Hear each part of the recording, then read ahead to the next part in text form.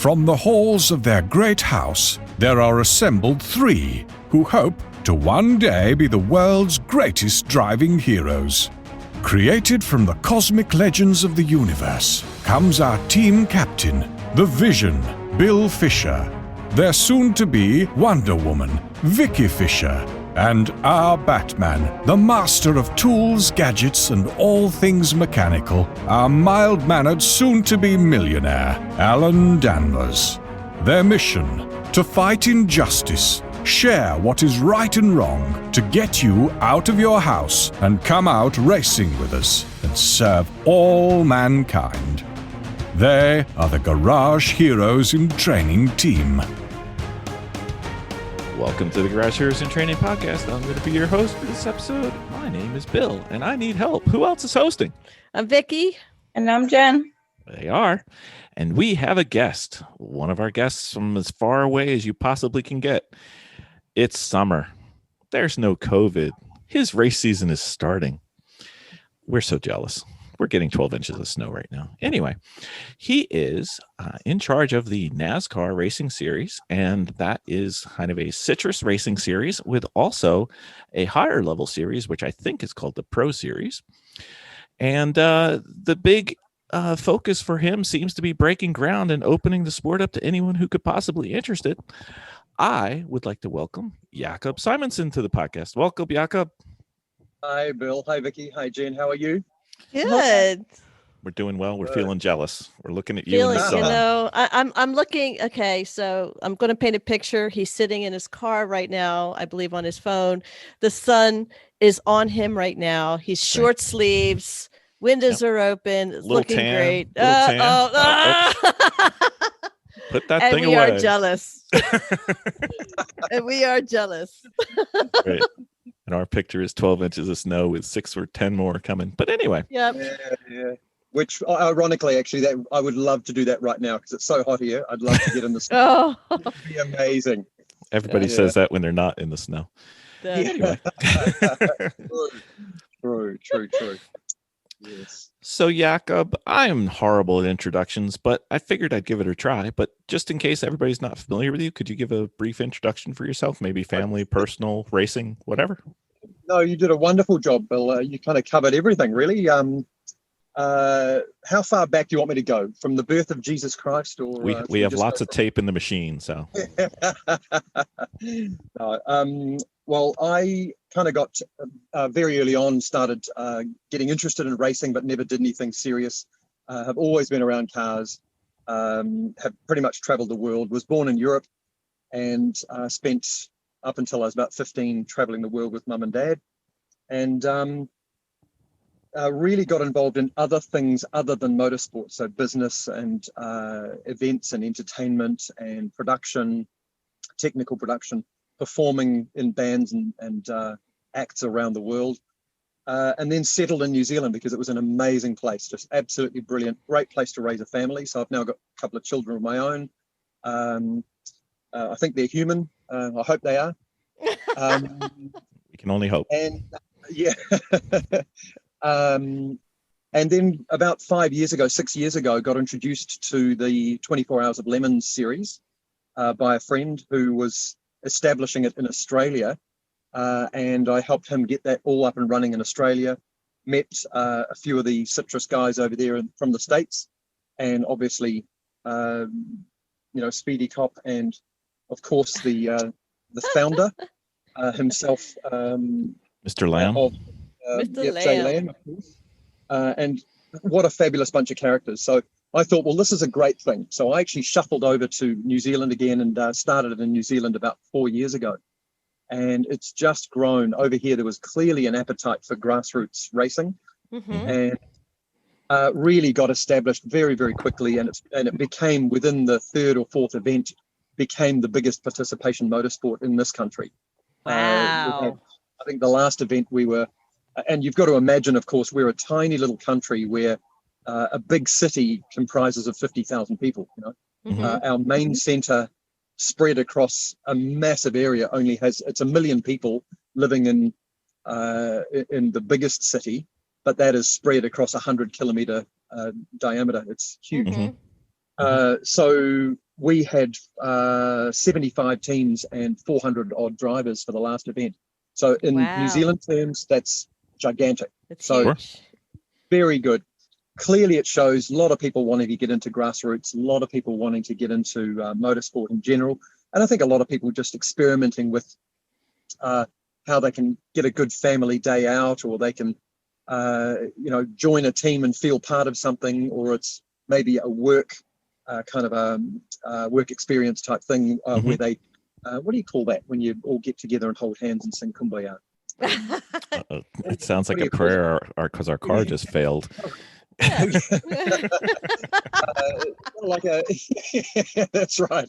It was sort of team building, that sort of thing. So there's a lot of those sort of people who have finally woken up to the fact, we can actually go and do this motorsport racing thing. It's not expensive. It's not. So really, Jay's original concept of the Lemons ethos of cheap shitbox racing, to be blunt, is alive and well in New Zealand. So that kind of brought us to up until last year, where obviously the whole world had a bit of an upset, and we decided that Lemons in Australia and New Zealand was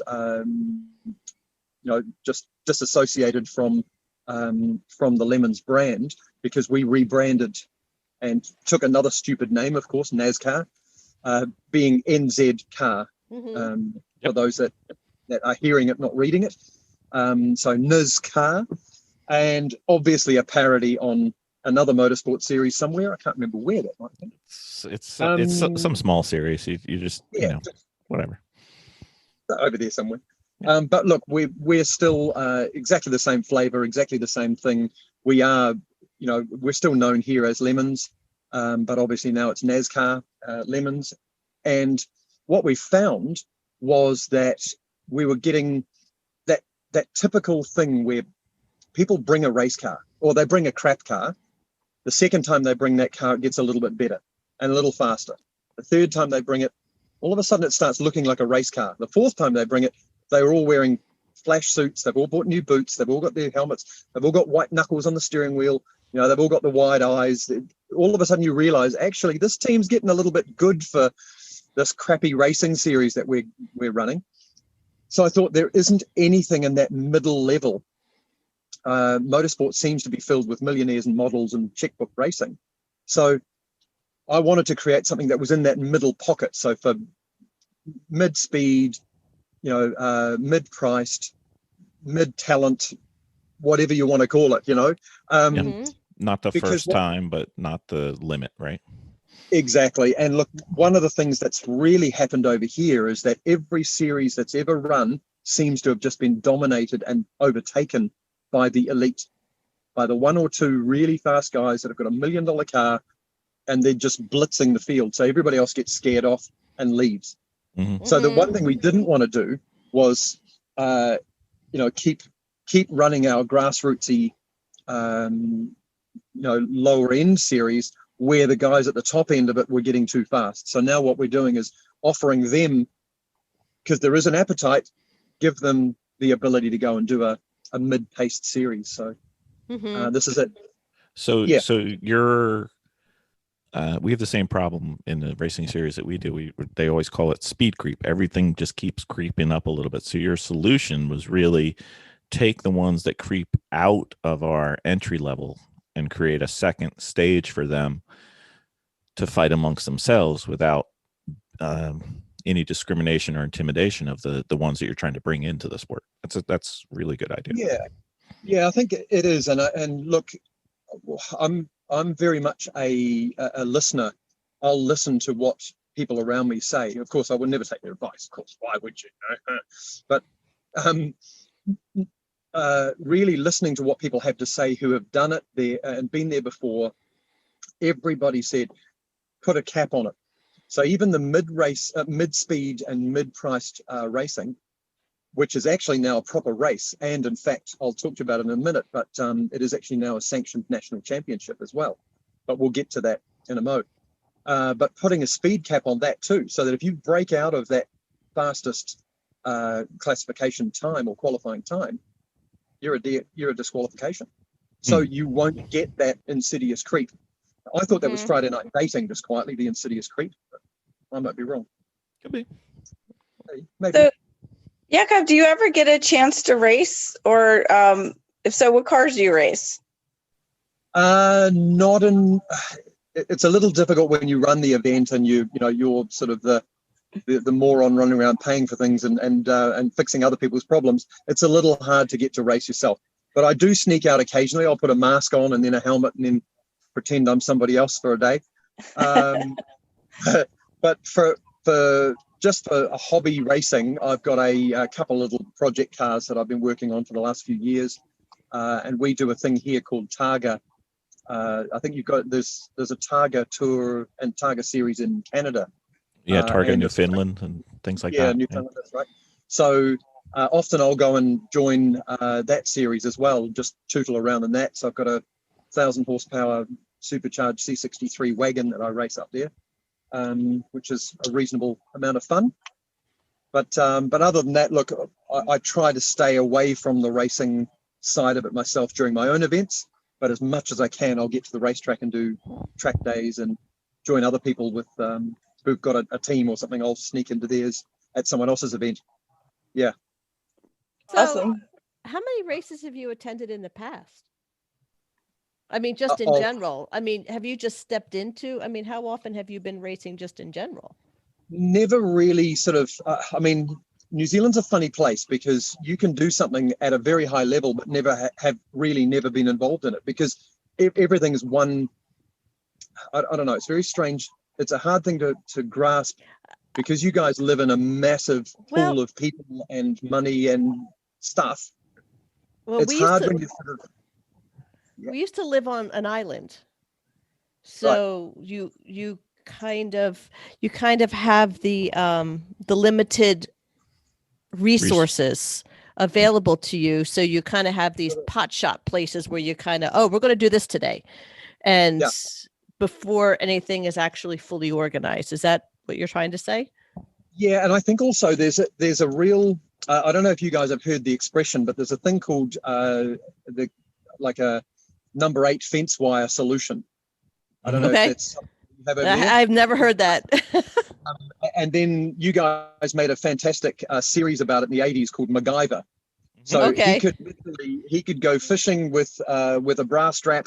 He could fix your car with a kitchen knife. He could do all that stuff, right? So that's kind of the Kiwi way, and Australia as well is very big with that because we've got limited resources. We have to find ways of making it happen without the OEM product or without the designer off-the-shelf solution. We've got to basically, make do, construct it yourself.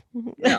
So we all become a little bit more, I guess, crazy in the head, or we become a bit more creative, or we're all sort of polymaths in a sense, where we can literally just bury ourselves in something and become good at it because we have to.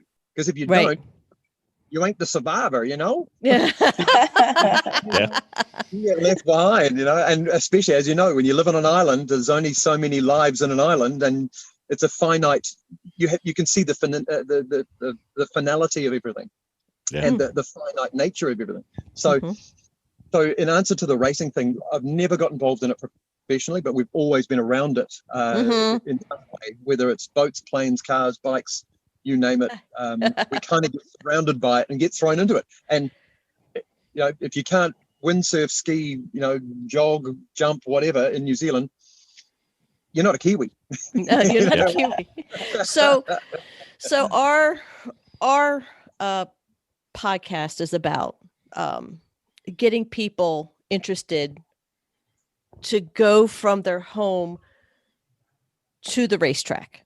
Because our issue was starting out, we had such a struggle of learning terminology, of learning, where is your starting point on this? What are some of the thoughts that you can give to some of the newbies out there who would like to just show up and drive? I think that's a really good question, actually, because there is no simple answer. I think the answer is actually... or the solution comes back to what is available to the first timer. ago, 15 years ago, before lemons existed, before these sort of crappy things existed, these crappy series existed, people were just doing it in their backyard. And if you had the ability to sit in your backyard and do something, great. But what if you lived in a bedsit or a 2-bedroom apartment somewhere? You got no opportunity to do anything. Mm-hmm. Now that the series has been created, or a lot of different series have been created, there is far more scope for people to do it. So what we try to get people to do is say, well, look, if you've got an interest in it, why don't you use it as a family thing, or as some kind of get together, or some kind of social? Put the social aspect before you put the motorsport aspect in. Mm-hmm. So, for example, and here's a really good example. One of our Lemons races that we did 3 or 4 years ago, there was a team of 5 guys that turned up, and a car, beautifully prepped car. It was hideous, and their wives, their respective wives, all turned up. And then we thought, oh, fantastic! This is a nice group of guys, all in their sort of mid-50s, 60s, and their long-suffering motorsport wives had turned up.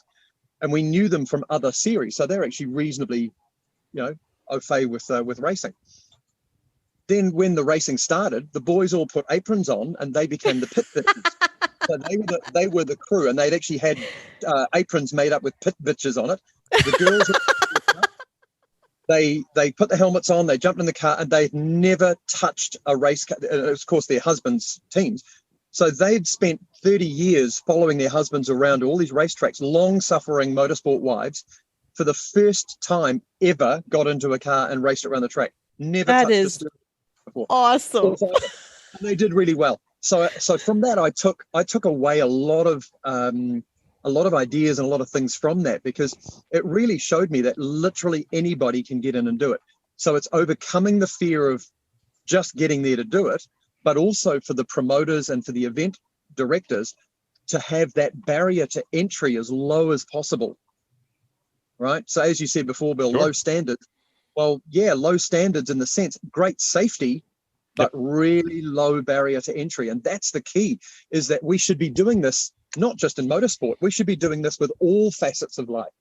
Why should it be expensive and difficult to get into anything? Mm-hmm. If you want to go horse riding, if you want to go boating, if you want to go skiing, why make it really difficult? Why have rules this thick? Why have all that barrier to that entry to the event?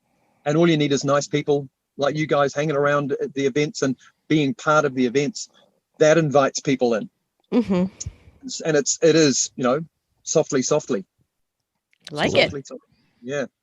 So that's how we've managed to kind of work our way through. And then something very subliminal that you may notice, which of course marketing people will have already noticed but won't say anything. 90% of the photos that we put up are of people, not of cars. Yep. It's quite weird. And a lot of people go, oh, where's the photos of all the cars? Well, all you need to see is one photo of each of the cars, but you'll see 5 photos from the garage of the family, of the driver, of this, of it's the human interest part of it. That's what will bring people into to the motorsport itself. And then from there they'll progress into something else. 1 in 10 people will go on to some other series. Mm-hmm. And the other 9 will run off and do horse riding and skiing and all the other stuff. It's great. Mm-hmm. Just keep him busy. Get that one. Yeah, that's right. But we get the one. We take our 10%. It's like the king's tithe. We'll take the tithe. That was the biggest loss we had last season was you couldn't go and see your friends from the racetrack, and that was a big issue. Mm-hmm. And in all industries, it was quite bizarre that you just can't reach out and touch your friends. It's that's bizarre. So yeah, a lot of hugging going on late last year. Once we got back out of, there was just a lot of social interaction, and apparently we've got the biggest rock band in the world now. Did you know that? No. Yeah, we do, because we're the only country actually doing big live gigs. So we have by default. I'm sitting here going through all the bands, going, "Who is it? Who is it? Who is it?" They played in front of 17 people last night, and that's the biggest crowd that anyone's got anywhere in the world. Absolutely. Awesome. So are you able to maybe share some good or bad things you may have learned from your racing series with us? Maybe the prior series, things you're trying to change, things you saw that were good, things that you saw that need a little. And they can be hilarious. Well, I think that comes by default. Look, I think one of the big things that let's do the good, bad, and the ugly. That's what we're doing. The good, bad, and the ugly. Well, there you go. Yeah. So the good side of it really is the sense of humor, that people actually don't take themselves and each other so damn seriously. So the fact that I can stand up in front of 1,000 people and go, listen up, you morons, blah, blah, blah. And that attitude that has become, it's an endearing sarcasm. And I think that's a really good thing, that we need to take a look at ourselves as humanity and not take ourselves so seriously. Don't listen to everything that goes on in the news. Don't listen to all the politics. Don't just kind of take stock and do what is right for you and yours, So that's the good part of what I see coming out of it. And then getting people involved who hadn't had the opportunity, whether it was financial, whether it was emotional, whether it was physical, whatever that hurdle has been for them. The good part about this series is that anybody can go and do it. Mm-hmm. The bad part about it is probably that, a bad part of it is that you still get those people who want to come and win. It's like, win what? You're not winning anything. I've heard of those people. So you do. And we get it. I mean, we don't get very many of them because, we're all pretty crazy down here and pretty relaxed. And, but I think the bad part of it is that you always get the ones that want to win, and they always want to cheat and win, which cheating is good, but not when you would just want to win. Cheating's fun when you're having fun. And bribery and corruption, that's great. But if it's for the wrong reason, that's kind of the negative side of it. The other negative side is that the officiousness of motorsport. So that's something that we have, and this is where I'll get to after this, if you want to lead into the permitting side of things in this country, particularly because we're a small country. That's actually an interesting topic. But the officiousness, the rule books, everything must just have a rule. It's like sometimes the rules are there just for the sake of a rule. Like if you can't govern the rule or you can't administer the rule, why on earth have it? Mm-hmm. So what we're trying to do is we're adapting and changing and evolving the series from our perspective so that it's best practice, absolutely safe, and as safe as any other series, but without all the heavy-handed rules and things. Yes, you still get the penalties and the punishments, but they're fun, aren't they? Absolutely. The ugly, well, that's us. As it should be. So, since racing is really not native to New Zealand? There's a huge car culture in New Zealand, by the way. Huge. Is there? Oh, huge. Is there? Now, are there racetracks, or how many racetracks are available? And how do you go about doing that? Yeah, so again, it started 80, 90 years ago. It was all club-based, all very local, much like probably any country. There's a bunch of dudes and a bunch of girls that had, something hanging out in the backyard, and they decided to do a paddock bash, and then a few of them got together and said, hey, let's have cups of tea on a Tuesday and call it a club. Yay. So the evolution of the club kind of became the evolution of the New Zealand fraternity of motorsport. But what happened then was obviously each location then ended up with a little club and a little committee, and it sort of grew from there. And everybody used to organize their own events, which is fantastic. So you'd do a hill climb at that club on the weekend, there'd be a gymkhana or something else going over there, and then there'd be a rally out there. So the clubs were the driving force behind the motorsport. But what happened here was that then a bunch of those clubs got together and said, well, hang on, we can actually control all of the clubs if we form a governing body, an overarching permitting and governing body over the top, and then create a set of rules and a set of regulations, a bunch of articles and some sanctioned series and blah, blah, blah. And we'll just create this thing where all the clubs have to subscribe to us to be part of the community. And that then monopolized motorsport, which I thought was just a really strange thing to do. Instead of sharing in all of the spoils and sharing in all of the knowledge and sharing everything and doing it for the sport and for the competitors and the customers out there for motorsport, it was all sort of a one-way flow back to monopoly. You had to join the club. Well, yeah. And then the funny thing was to actually then have a race license to go and race at any series. And this goes back to the 1950s, 1960s, to have a license, whatever grade you want to be, whether it's a rally license or a circuit license or even a grassroots club sport license, you had to jump through a series of hoops to get to your license. So first of all, you had to join a club. Then you had to do, sit your exam and do this and that and the other. So you're paying fees for joining the club and being part of that club. Now, if you're not a club type, I'm not a clubby sort of person. I don't really like sitting around, discussing last week's knitting, every Friday night. It just does my head in, I'd rather be out there doing it rather than sitting talking about it, right? Right. So I'm not a clubby person. So I thought, well, why do you have to then be a club member to have a license? Well, that's because there's another revenue attached to it, and there's another revenue attached to, the sitting of the license, because you have to get a certified examiner to sit you through your license, which you then pay for. So you're paying all the way. So it becomes a commercial venture rather than a pleasure venture. And that seems to have been the pattern, again, in a lot of different industries. You find that there's a governing body or an authority, and it's a self-appointed authority, mind. It's not, it's certainly not delegated by any great authority. Right. So they're self-delegated. Well, and I came into the industry, and that kind of answers your question before, Vicky. Where did I step in? Well, I was outside the motorsport industry 5 years ago. No one knew who I was. Well, probably still no one does. Well, no one cares anyway. But I looked at the industry and went, well, hang on, there's something very strange going on here, because everybody's barking to the same tune, but the tree's dead. Like they were pissed on it. So hang on, there's nothing going on over there. The forest's over here, and you're all barking up that tree. So from my mind, what happened was I went around to all the different tracks and had a look, and there's about 7 different circuits in this country, proper circuits.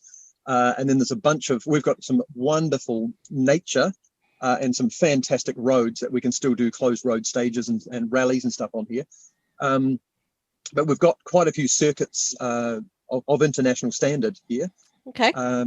And they're, FIA and SFI certified and all that sort of stuff. So there's some very professional outfits out there.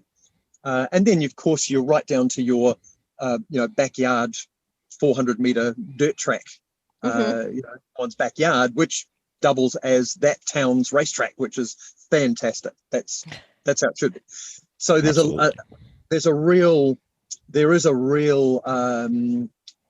in any town, anywhere in New Zealand, you will find a racetrack near it of varying qualities. But what I saw when I first brought Lemons here, because obviously we'd started in Australia first, so we were using a permitting authority over there, and I think there were 3 or 4 different ones to choose from. Do I need to go into what that body looks like? Sure. The permitting is that something that anyone's interested in? Absolutely. I can guarantee Vicky doesn't know. Or a permitting body the insurance policy that allows you to be insured for then putting humans in danger. Like motorsport is always that you've got to be safe. So getting a permit through somebody who's a permitting authority means that they will issue licenses to the drivers. They sign their indemnities to say that they understand that they're entering something that could be potentially dangerous. And then we're insured as a promoter. We then are insured when we have a permit to which those licenses are attached. So from most motorsport competitors, that's all they'll ever know. They'll just know that got to get my license. Okay, I have to go to the promoter and get my license. What they don't see is that behind the scenes, that's a revenue generator. Mm-hmm. So in this country, that's been a monopoly since 1950, whenever it was. Right. And it was controlled and used as the controller of the clubs, because if you weren't affiliated to that top body, then you weren't part of the motorsport community. So you weren't allowed to do anything. You weren't allowed to get a permit. You weren't allowed to do, you couldn't get a license. So your poor old club would suffer if you weren't part of the greater motorsport Right. collective. So what I did was I said, well, hang on. In Australia, there are 4 or 5 different options, or 3 or 4 different options for permitting. So it's like McDonald's and Wendy's and Burger King and Kentucky Fried Chicken or whatever. You've got a choice of food, of fast food. Well, in New Zealand, there's only ever been one. So I thought, well, hang on, I'm going to bring another one over from Australia, because the first thing we need to do is obviously give people the option. Right. And give promoters the option and give people the option as well to choose the license that they want to get, and whether or not they want to be part of a club, or whether they want to jump through all those hoops. So now they've got 2 choices. So I brought another permitting authority into this country officially about 3 years ago. And then I've been permitting all of my events through that permitting authority, which means we're the black sheep of the industry here. Right. In a sense, because we don't permit through the regular channels. Right. So you can see, for us, it's actually been really good and very tough. Good in the sense that there's a lot of people who didn't like that whole monopolistic, narrow channel of options. I'm looking at it like I've lost audio. Sorry. Okay. Are we back? Are we back? Hello, hello. We can hear you. You're good on this end. Yeah, I think you're there. You are. Oh, there I am. Hang on. Okay. There we go. So Not sure what happened there. Sorry, I was probably fine. yapping for ages without you saying anything. No, we were good on our we end. could hear you. No, it was very good. So there you go. I'm looking Sorry, at it as they have. Let me try to say is that people have a track within the club, but you're the club without a track. So now you can travel to all the tracks and give them extra revenue. Yes. However, there is a quid pro quo. There's an addendum to that, because what typically happens with things like the situation, I'm not saying that anybody here has done anything wrong, or there's anybody bad, or that I'm angry with anyone. It's simply that I see the opportunity for more growth. And the only way to grow the industry here, to get more people involved in motorsport, which benefits everybody in the industry, is to open things up. It's not to close things down and narrow it to a point. You need to open it up and invite other people. In fact, let's all get together and share all of our ideas so that we can all live in utopia, rather than closing it down and saying, well, I'm not playing with Johnny because Johnny's, he's got green fingers, or he's got blue toes, or he wears 6 shirts, or what? Invite them all in. Come on, come one, come all. Let's all play.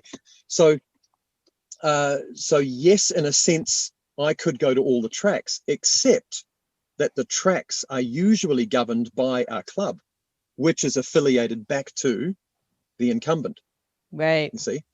So we had a couple of years there where there were literally, we were spurned from many of the tracks because we weren't permitting, and effectively they put up a big fight to say, well, we're not going to let you come and run at our track if you're going to permit with that group of people. Yeah. So in other words, you're not like us, you can't play with us.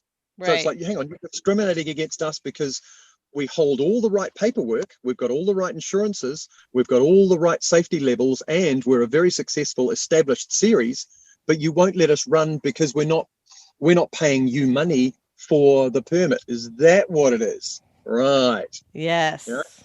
So yeah, that to me, that's stunk. Or stank. What do you call it? So do you think that there might be changes in the future on that? Or do you think that'll be... No, there already are. So look, and again, you don't change things of that overnight. Overnight. That's been years in the progression, I think. And look, again, slowly, softly. One thing that is happening here, though, is that obviously it's a recognised, this second permitting authority that we've got now is now recognised, and in fact it's now being legislated through. Oh, Nope, we're good. oh, that's weird. I don't know why I keep losing you. No, we're still there. So we've actually got some things that are actually in process through government to be legislated. So, for example, authority cards for modified vehicles. So if you've got a rally car where you've put a cage and seats and harness and all stuff in your car, but you still want it to be road legal, you have to go through a certification process for that. And up until now, that's all been done through the other permitting body, who are delegated to do that by the government.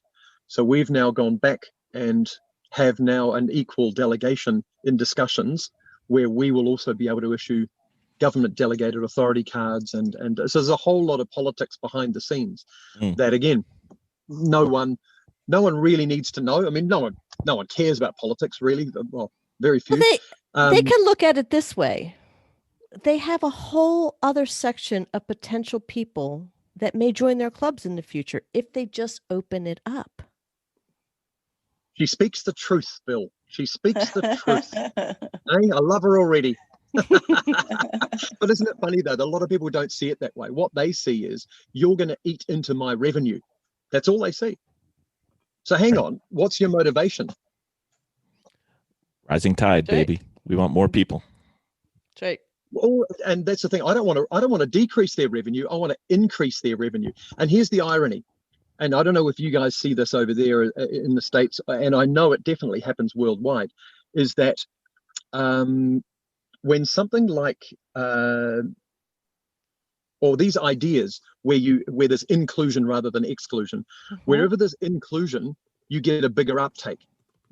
Now, the weird thing about the motorsport scene here in New Zealand is that up until about 5 years ago, just before I brought Lemons here, everybody was complaining, oh, the motorsport industry is on the way down, the grids are getting smaller, there's not as many people involved, everyone's running off and doing other things. And in my day, you start getting the old arguments, right? In my day, it used to be much better, blah, blah, blah.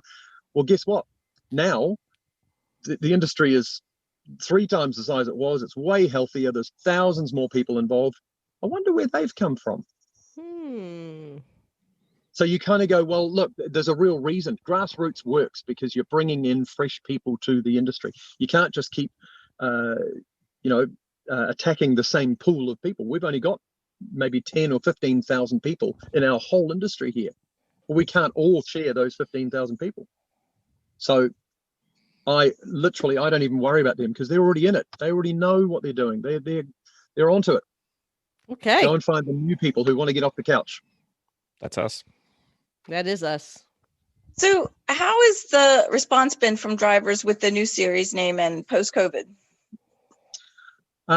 Look, I think everyone's a little nervous, about the COVID thing because nobody knows what's going on. We're always in that threat of lockdown. We always suspect that around the corner someone's going to pull the trigger. But there was definitely a huge relief, a collective sigh of relief last year, sort of September, October, which is probably reflective of why we had such a great event at the end of last year. And then, of course, with the name change, all we've effectively done is just because it's the same antics, the same thing, the same registration system, people haven't really noticed much of a change. It's because it's the same faces in front of it.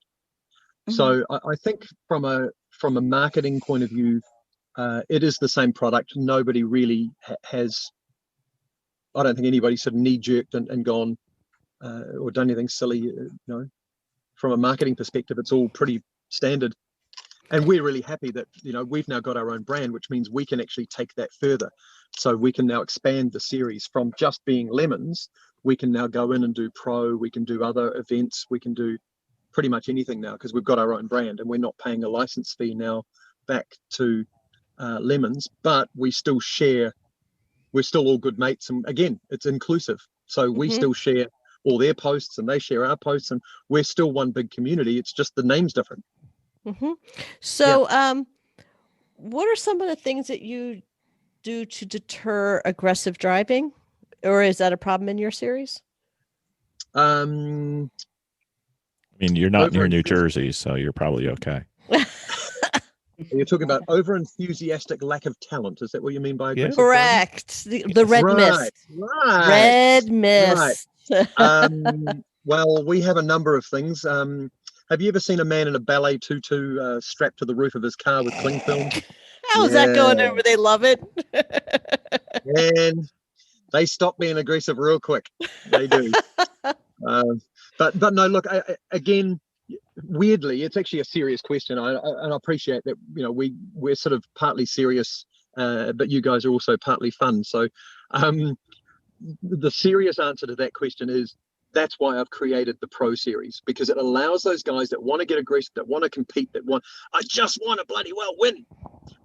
It allows them to have an avenue to outlet their frustration and their talent. Yep.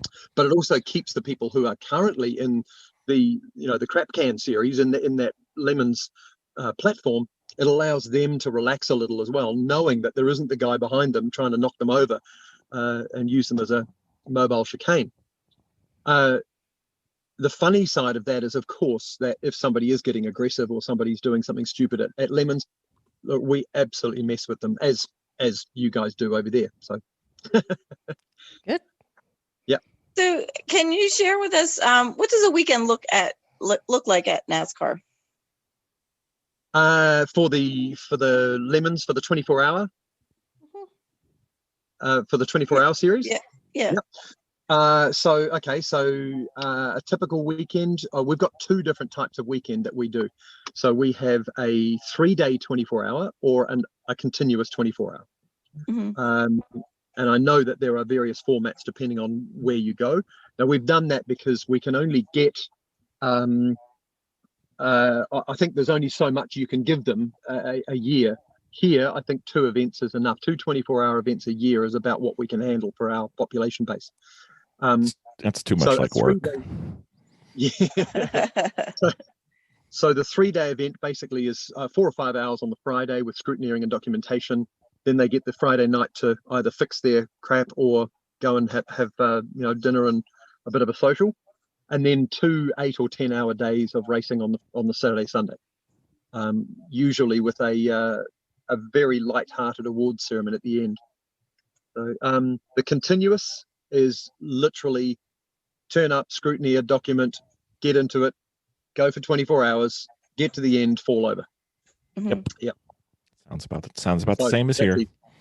But I've also done what I have done here is changed, because we're the reverse to you. You see, we're summer when you're winter, and winter when you're summer. Mm-hmm. So over Christmas, when we get our holidays, we obviously have summer. So I created a 12-hour event which we've nicknamed Bad Thirst, which is I don't know if you know the Bathurst 12-hour series here. We do. In Australia, it's obviously the big race down there. So we have Bad Thirst, obviously lemonade, lemons, 12 hours of Bad Thirst. So that's a 2-day event where it's split over 2 days, but they still get the night. It's a pretty gentlemanly event, that one, because you get the night to fix your crap and then come back the next day. So that's a Saturday, Sunday. Oh, okay. So that's every year. So we got 3 12, 24, 24-hour events each year.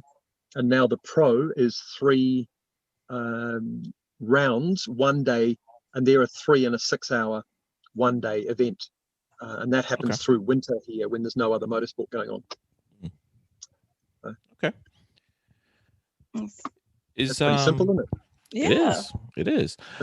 So speaking as for instance, if you were talking to a team that doesn't live locally, and after COVID travel restrictions were come, are there any races, tracks, events that would be something to perhaps fly the 7,000 miles to come visit that we should plan around?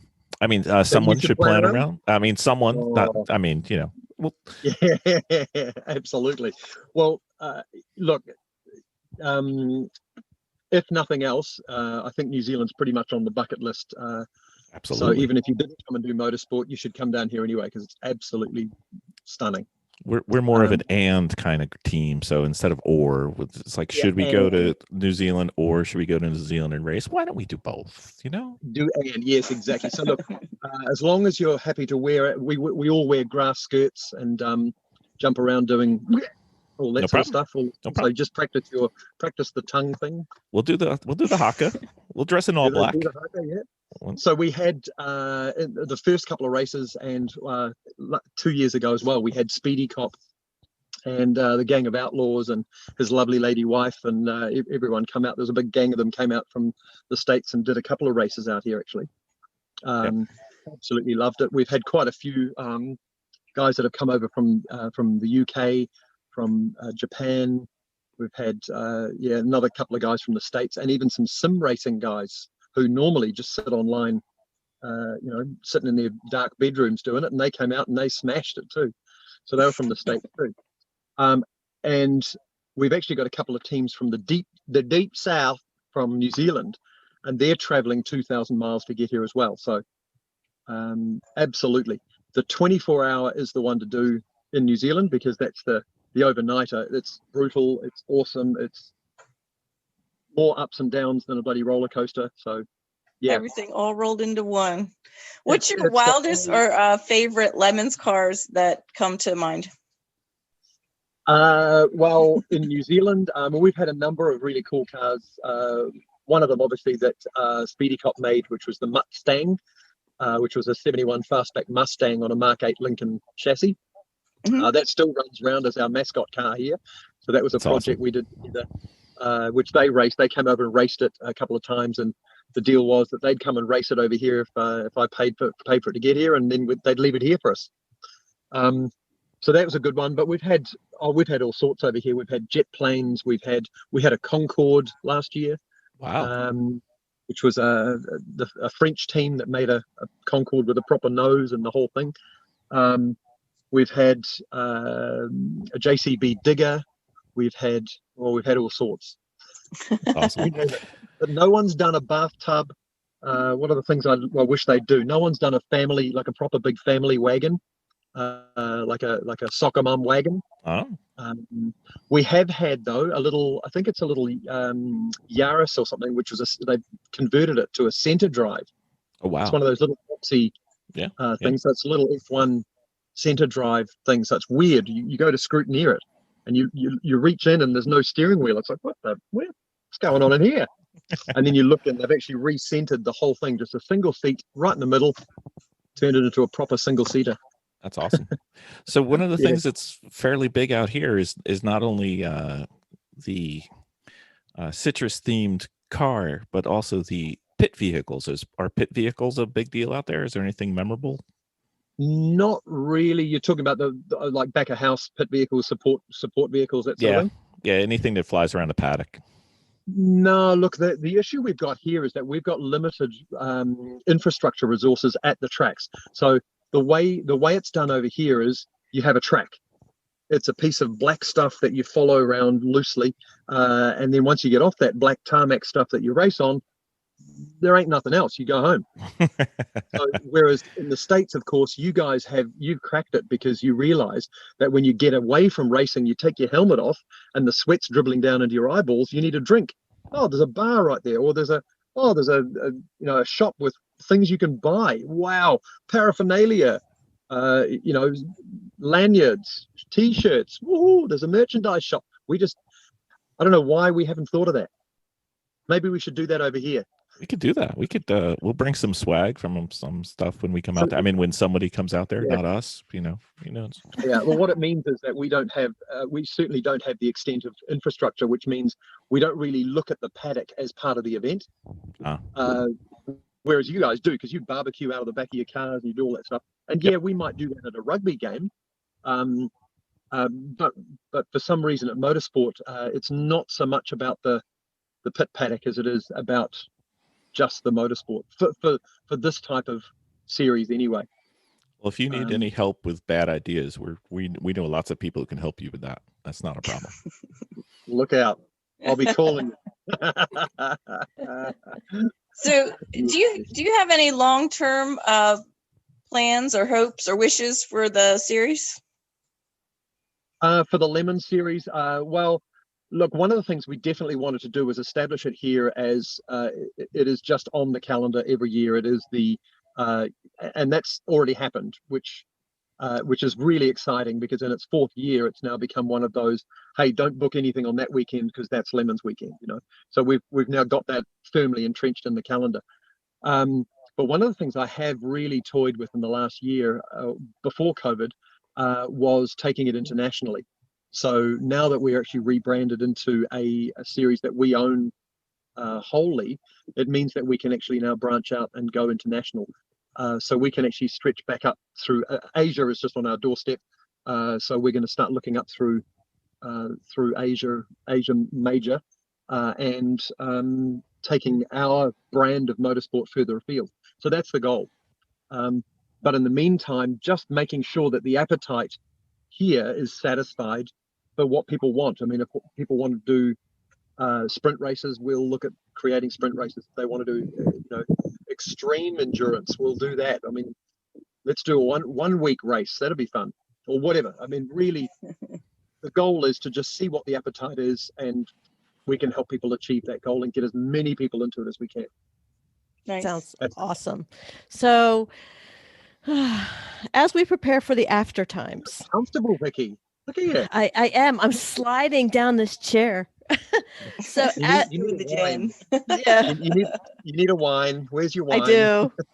So as we prepare for the after times of COVID, and I'm speaking internationally, and once we're allowed to travel again, how would that work for us traveling to see you? Because obviously we can't put a car on a ship and bring it down.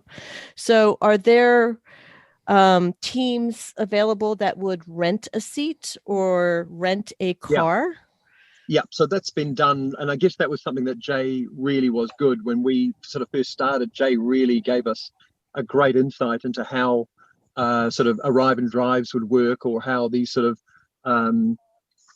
again, it's a community. It's not just a bunch of people who sit there and race and then go home. It's actually a community.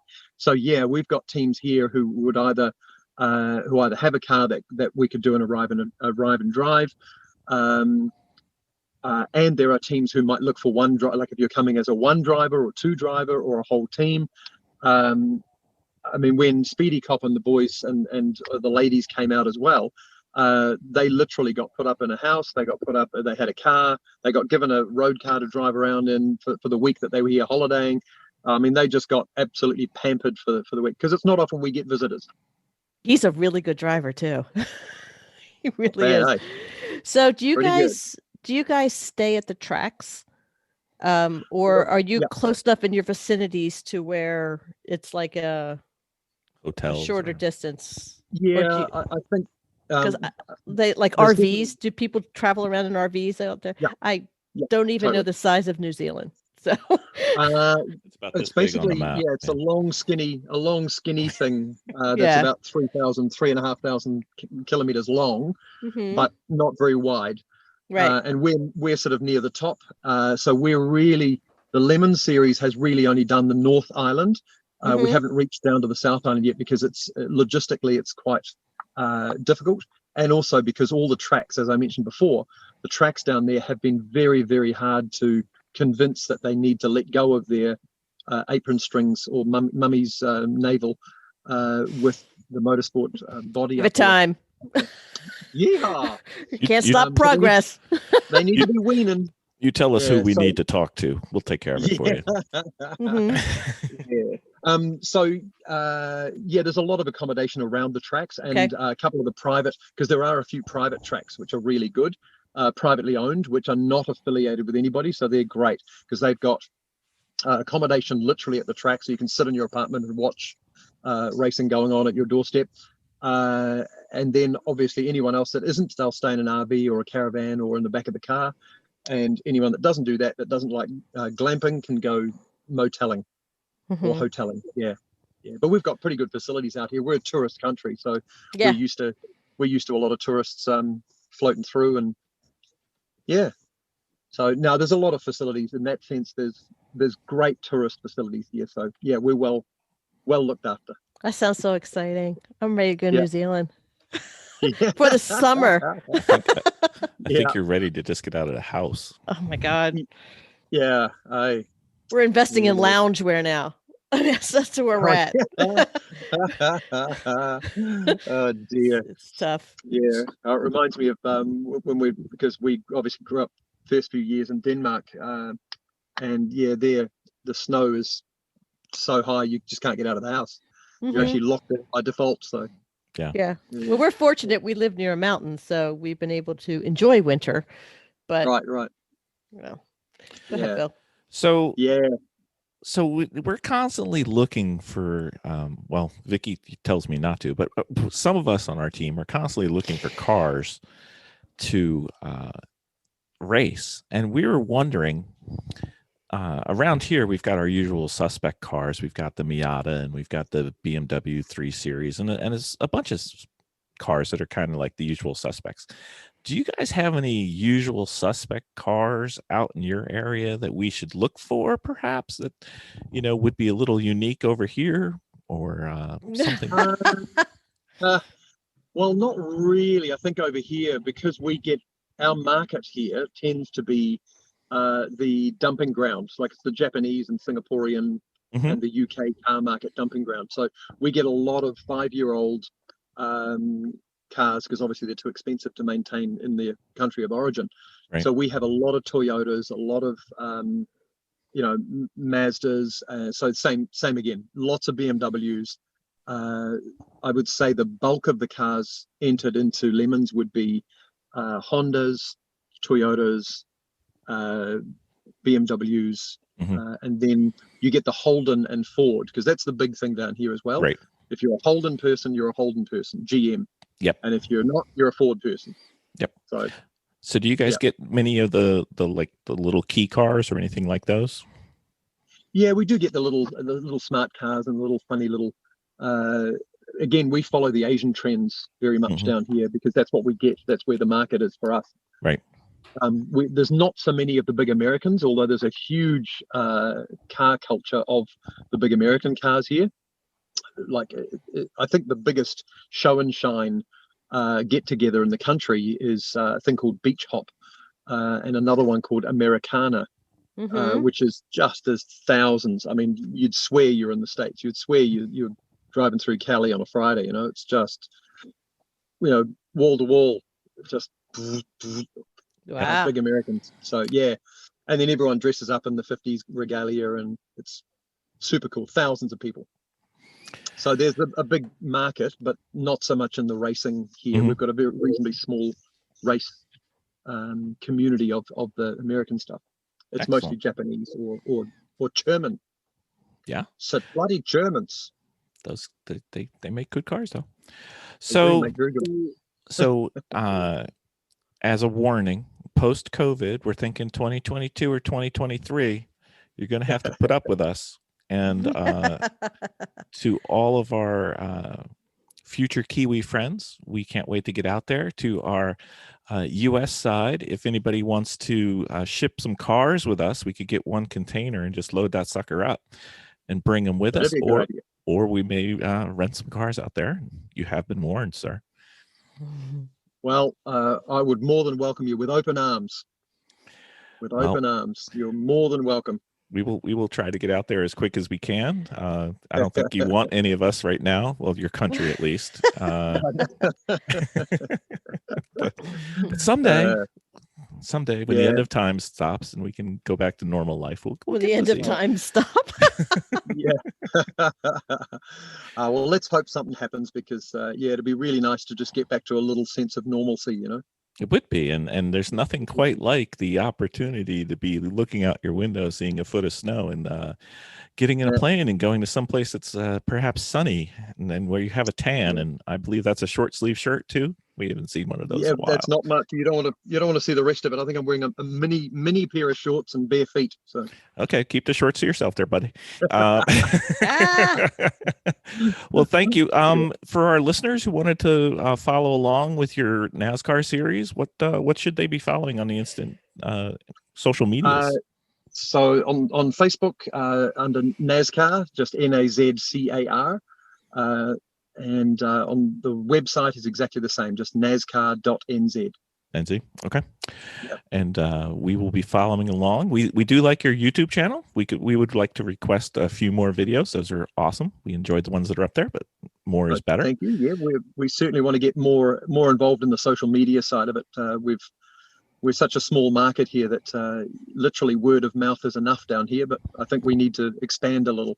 Sure. We got to bring people into the sport, so that's one way. That's it. And look, we welcome any suggestions or any help that anybody sees that they can, or any value anybody sees they can offer. We're more than happy to engage in that conversation and share. That's what we're into. Absolutely. That sounds like a great idea. Well, thank you, sir. We'll get this one out. Thank you. Hope you have a great series, and hopefully you stay COVID free as a country. And we envy you greatly for that. And hopefully you guys can get out of the funk you're in right now. Oh my exactly. God. That would be well, great. we're getting there. Yeah. One way or the other. You're bored of it already. I think we were bored of it. What is this? The 380th Monday in a row? Something like that. I don't know. This is just the longest. This is just the longest decade ever. Yeah. Exactly. Yeah. All right. So you have a great day. We're going to have a great night. Thank you. Thank Thank you. you. I appreciate it. Great to meet you. Dominating with Dawson. Mr. Dawson, you're back again. Welcome back to me. We should have like a segment that you're kind of like the Like Mr. a recurring Peabody. pest. That's right. The Mr. Peabody, and I'll be Sherman. Yeah. Excellent. Okay. So we were at a driving event, and we were learning how to it was actually the skid pad event, which only took a year for us to actually finally get to. And one of the concepts, it was fantastic. And then it snowed last week, so we got to do it again, but a whole different way. Snow, that's this white frozen water that you aren't familiar with down where you're at. But anyway, we get it every once in a few years. Yeah, then you freak out and stay home for 3 days waiting for it to melt. Oh, it's so good. So we were introduced to an acronym for called CPR, which stands for cardiopulmonary resuscitation. So what you do is you grab the guy by the chest and you just beat him up until his heart. No, wait. Different. Oh, I know what it stands for. Crash, panic, remonstrate. Is that correct? Close. We're trying to avoid the crash part. Oh, okay. Well, I guess tell me what you think it might be then, I guess. Well, one version of CPR is where the car is starting to get unsettled or starting to get away from you. You put in a correction, and then the car starts to accept the correction, and there's almost like a pause. And then you've got to put in a secondary reaction, which is the recovery, so that you correct it, you pause it, and you recover. And that's how you get out of jail, so to speak, when you put yourself in jail. So does that seem to fit how when you're catching a skid or catching a car that's going slightly out of control, does that fit what you've been seeing? Yeah, I mean, it kind of fits with the whole concept of making a change to your chassis or your car or your approach in racing in general, right? Make one change, see what happens, right? Mm-hmm. Make a correction, make a tire pressure change, see what that one thing does. So just in a similar way with your driving, if you feel a car sort of get away from you, you realize like, this is not going to happen. This is going to be really bad unless I try to intervene, and you make a correction.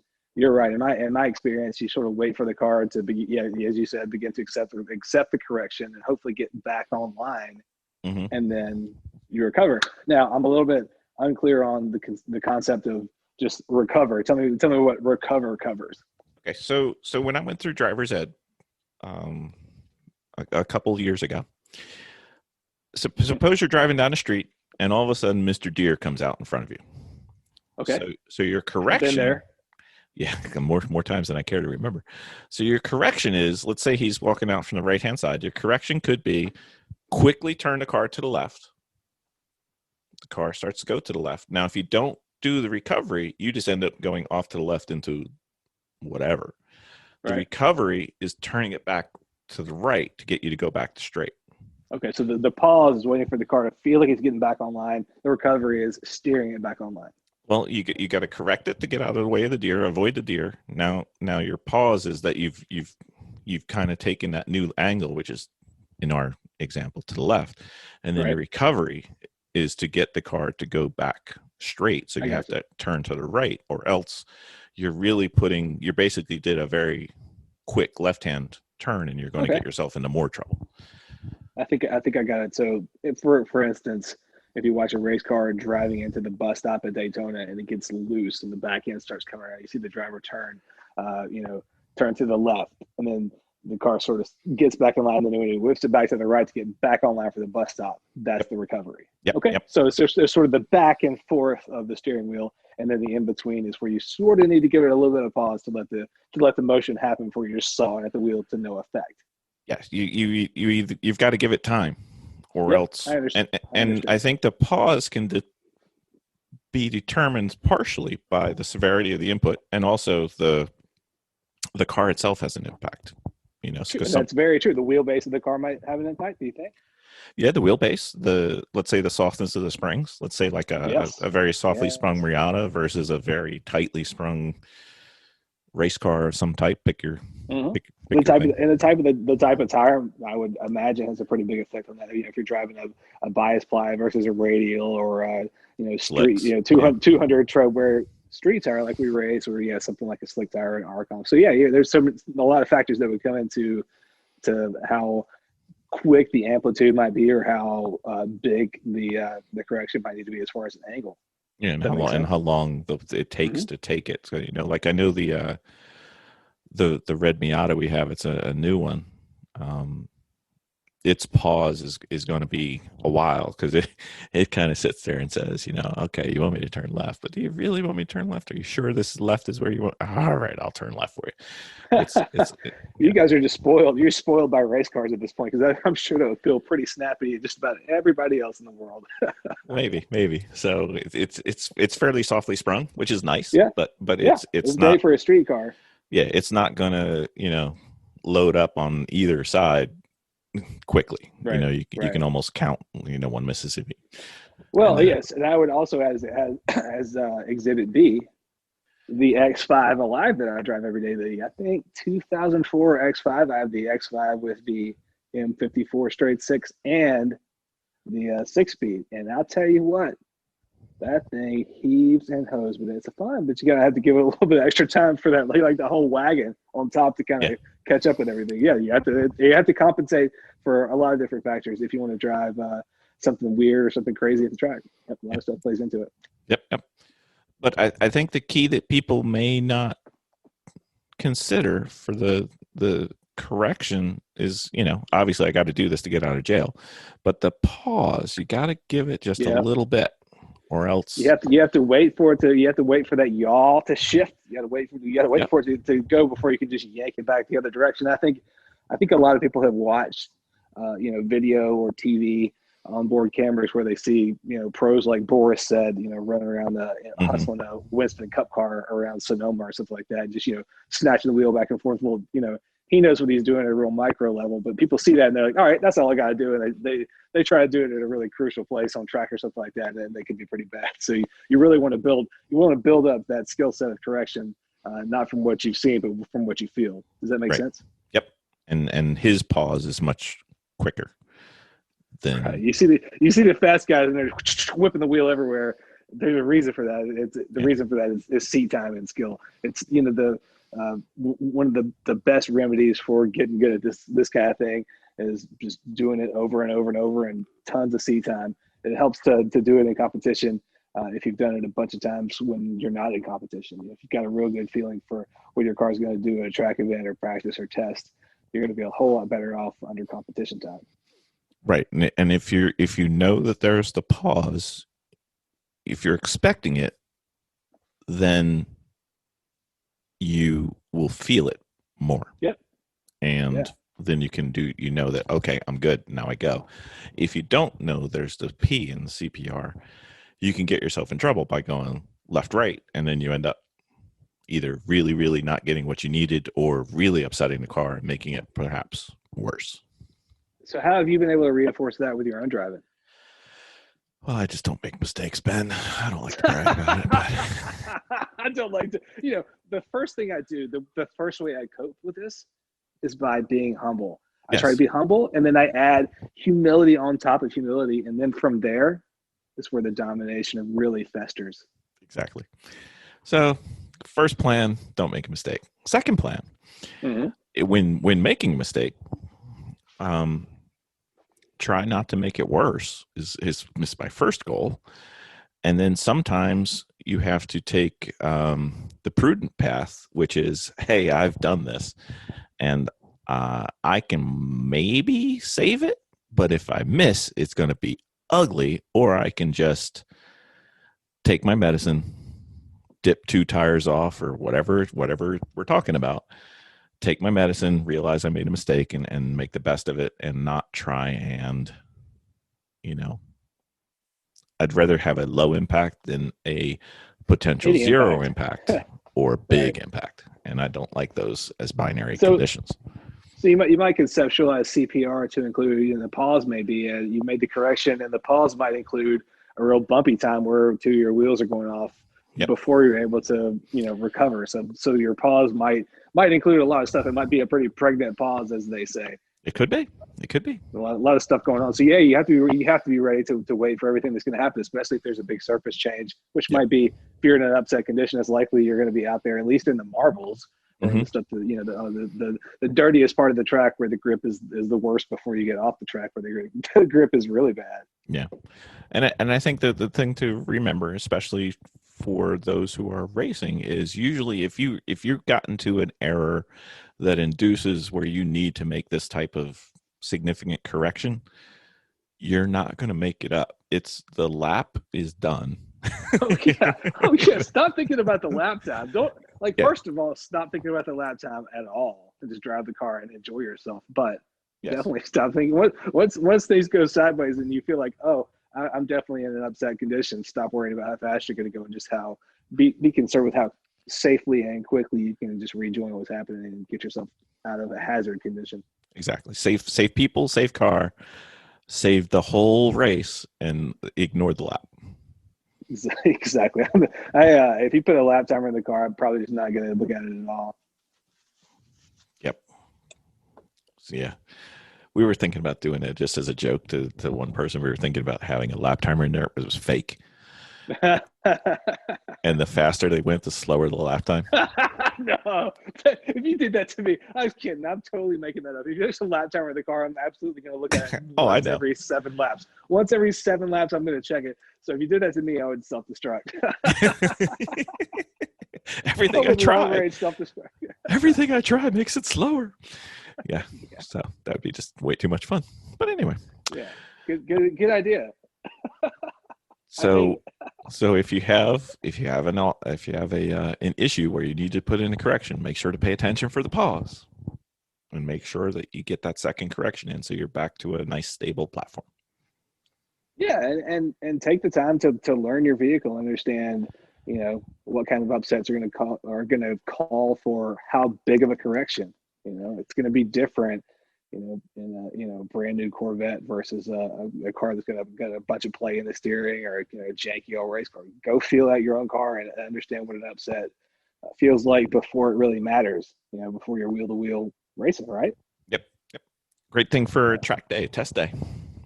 Yeah, learn the amplitude of how much you need to swing the wheel to get how much of a correction out of it. Figure it out before it matters. For those of you of the proper vintage, if you think about a nice, quick steering modern car versus a early 70s 25-foot long Cadillac, it's like 2 different lengths of a pendulum. They both go back and forth, but one of them takes a lot longer to get that car back and forth. So, know your vehicle. Absolutely. Thank you, sir. Thank you.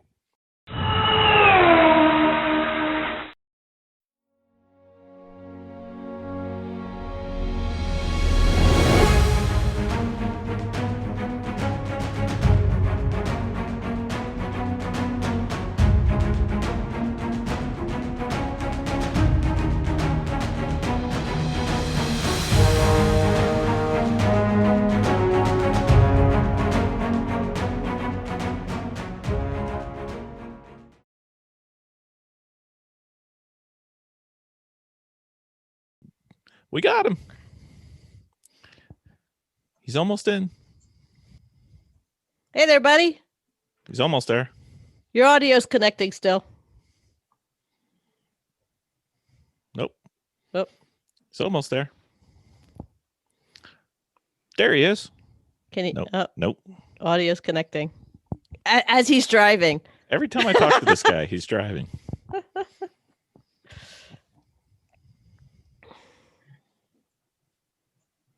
He's either driving or waving to us. Mm-hmm. We're almost there. This is so much fun. I love when Zoom doesn't work. Do you? No, not really. It just makes editing a nightmare.